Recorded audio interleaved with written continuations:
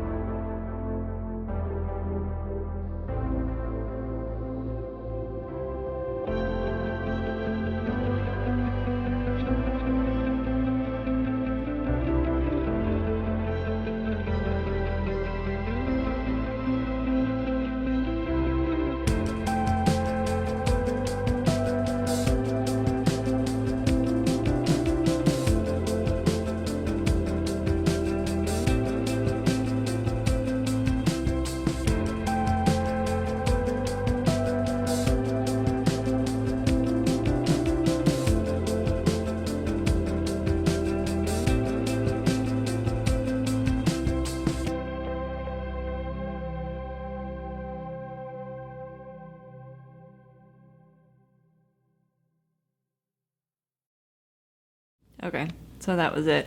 I'm gonna go ahead and get out of here. My daughter's getting just a little restless, so I feel bad that I have to like tell her to just sit for just a few more moments because she just wants to run behind me. But if you enjoyed the video, be sure to give it a like and subscribe if you haven't so that you can see future videos. I'll be posting multiple times a week here on my channel.